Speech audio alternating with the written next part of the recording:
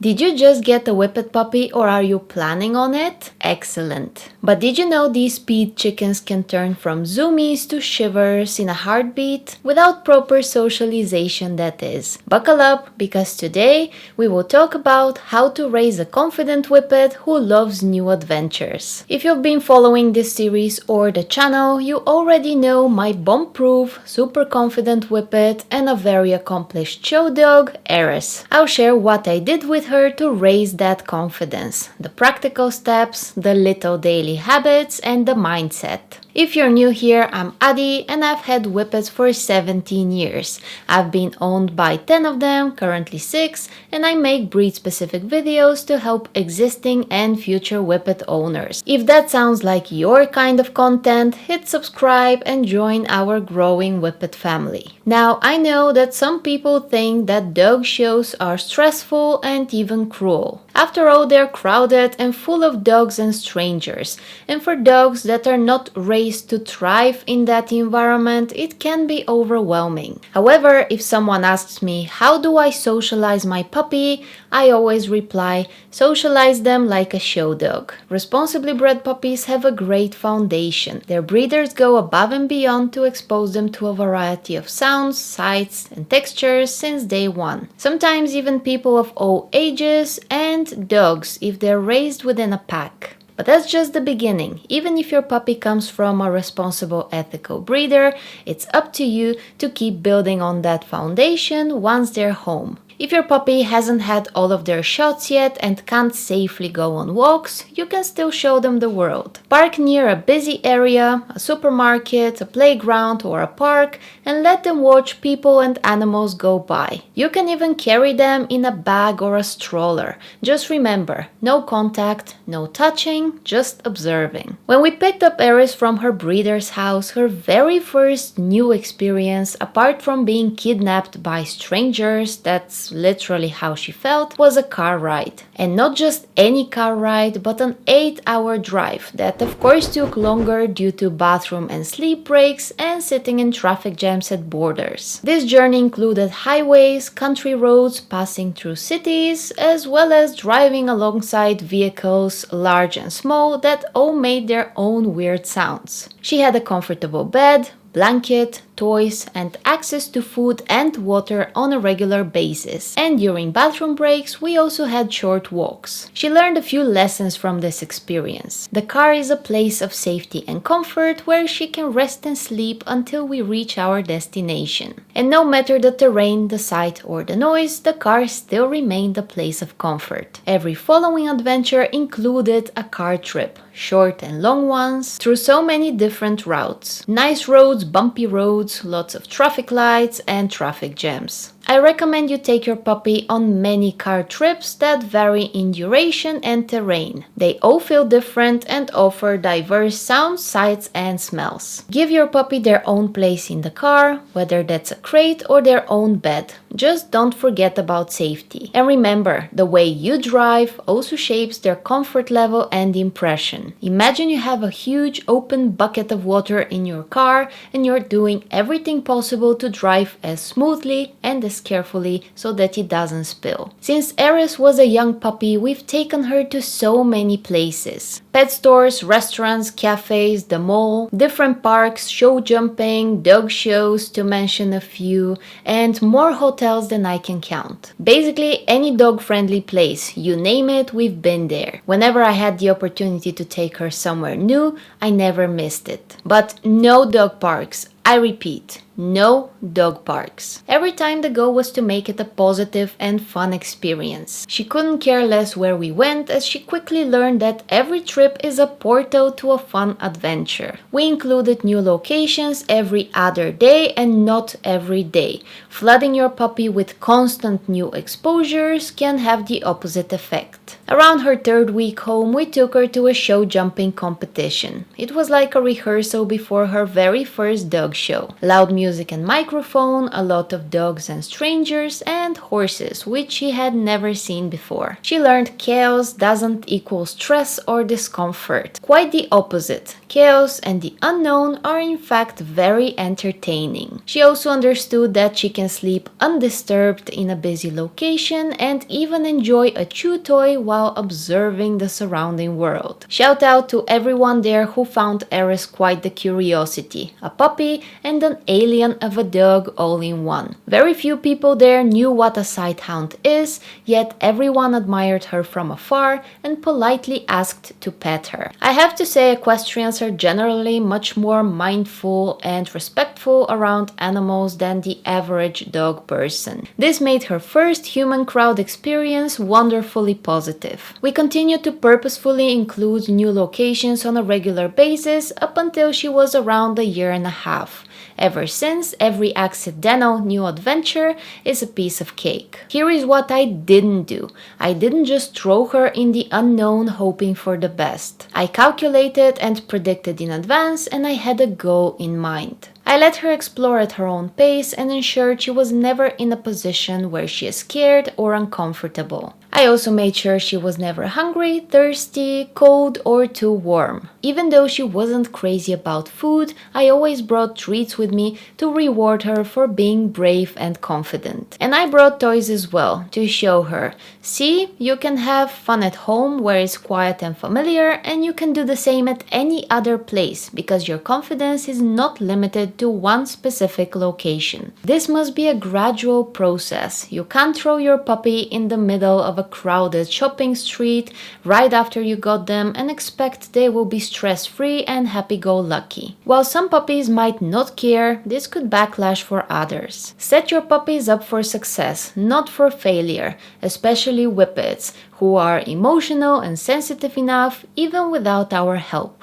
Start with an open, more quiet location that wouldn't pressure your puppy to socially interact with people, dogs, or objects, and gradually build it up from there. We first took her to our park to meet a small group of polite sighthounds and other friends of my pack, which is not a dog park by the way, I'll explain later. Then to some more not so crowded or overwhelming places. Then to the shopping mall outside of peak hours, afterwards to the horse event, and after that to her first dog show, where she was full of confidence and had the time of her life. Then we continued to build on this foundation. Don't forget about visiting the vet. That first impression is very important and you'd rather not do it in an emergency. Some vets even offer puppy appointments, and their purpose is exactly to make them a comfortable and fun experience. Socialization doesn't mean making friends with other dogs or greeting every single canine your puppy meets. They don't need to make physical contact with everyone the same way you don't speak to every single person you pass by. To me, it was crucial Eris only interacted with dogs that were safe, balanced, and well behaved. She was a very sweet and gentle-minded puppy, and I wanted to keep her that way forever. We did it by the way we made it. Although she wanted to befriend everyone, it was up to me to guide her and decide what's best for her. I don't trust dogs I don't personally know, or rather the owner's assessment of their own dogs. The "don't worry, Princess just wants to play" doesn't work for me because I already see Princess with her hackles up and tail touching the sky,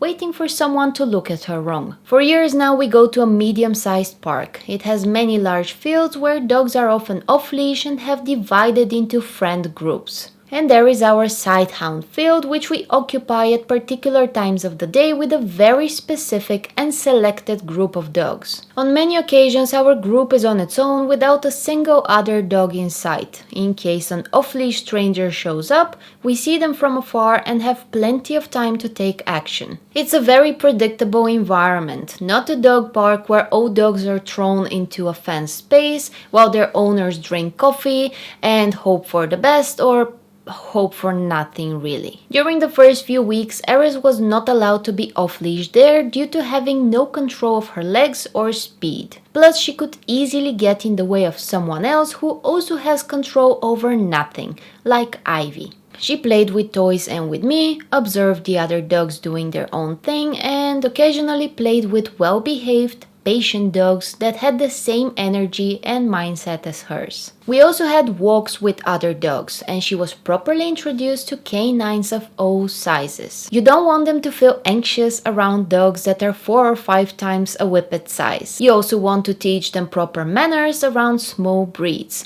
because sighthound prey drive around small and fluffy creatures is no joke. One of the biggest mistakes new owners make is allowing their puppies to play with every single dog. And this is the only interaction and form of communication they have with other dogs. Then puppy immediately switches to playtime mode the moment they see another dog. And if playtime is not possible, because not everyone likes to share their space with a high-energy, jumpy toddler land shark, this could create overexcitement, lack of boundaries and impulse control, and frustration, which can escalate to reactivity later in their lifetime. Balanced socialization with dogs is key. Sometimes puppies just have to stay calm, neutral, and observe. Occasionally they're allowed to greet, other times to play, and more often than not, they must simply move on. Dog shows were a great place for Aries to solidify this mindset. Everyone is leashed or crated, doing their thing, sleeping, resting, or being in the ring. Some are excited, others are relaxed,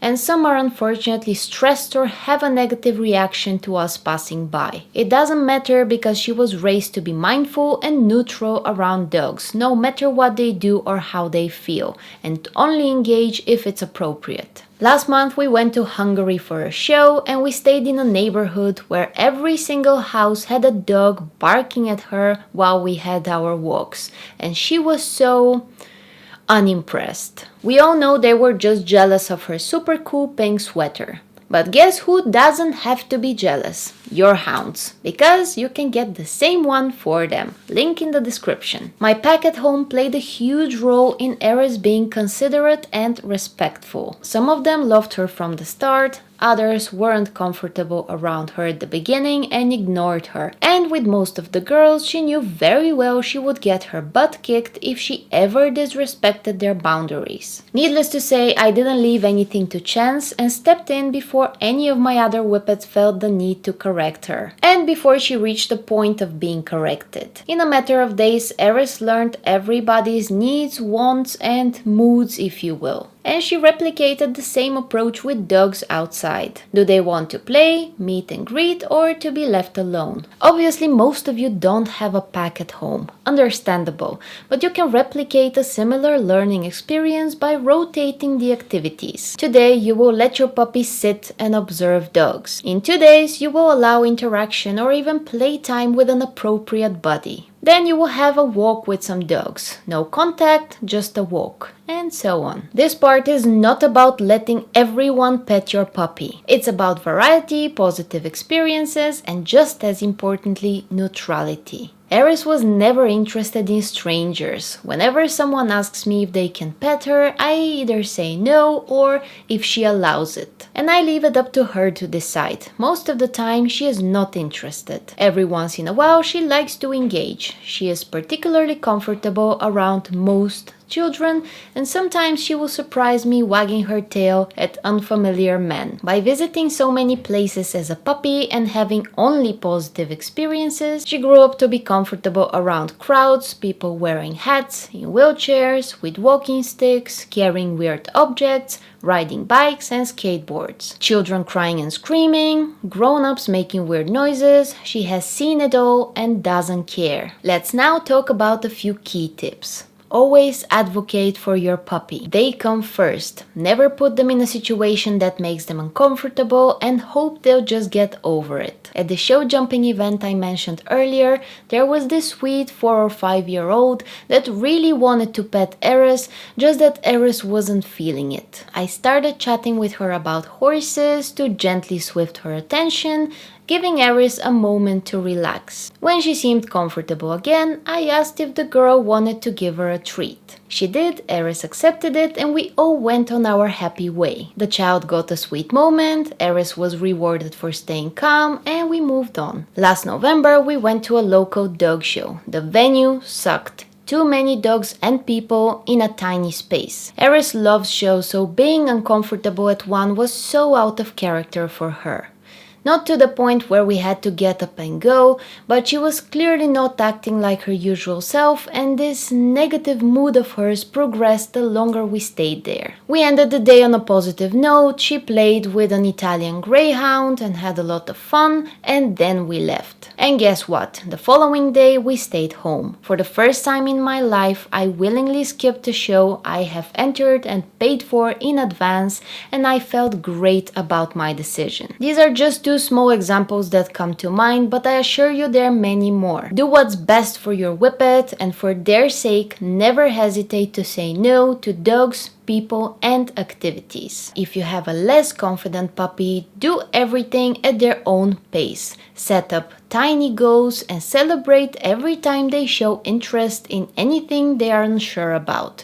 Make it a party of treats, toys, and praising. Socialization doesn't equal physical interaction. It's more about observing people and animals doing their own thing and exposure to new sounds, textures, smells, and objects. It's such an important process that shapes how they see the world later on. Avoid dog parks. They might seem like a great way for puppies to burn off energy and socialize, but in reality they can do more harm than good. A crowded place full of unfamiliar dogs, loud noises, and unpredictable energy can easily scare or overstimulate a puppy, leading to everything opposite of confidence. Play at dog parks is often unregulated. Some dogs are too rough and others don't read social cues well. Not to mention some owners don't even supervise properly. A puppy can get chased, bullied, or even injured, and negative encounters like this can stick for life. On top of that, it's a poor learning environment. Puppies not only get too distracted there to focus on their owners, but can pick up unwanted behaviors from other dogs. The only occasion when Eris has been to a dog park was with her friend Lumi. We only visited when it was empty, and anytime another dog that was not puppy appropriate entered, we left immediately. So unless you have access to a dog park where all dogs are reliable, balanced, and well-behaved role models,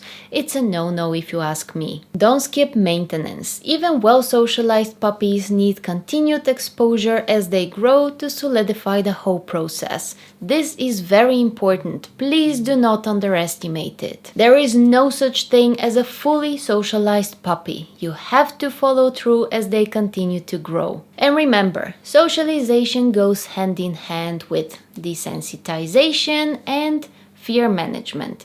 Two topics we have previously discussed, and I will link them in the description so you can watch them after this one. You've got this. Go out there and help your puppy grow into the confident adult whippet they're meant to be. Hopefully next year I will have the opportunity to demonstrate everything I'm talking about in this series step by step with a new puppy. Have a lovely weekend and a fantastic week afterwards, and I will see you very soon with a new video.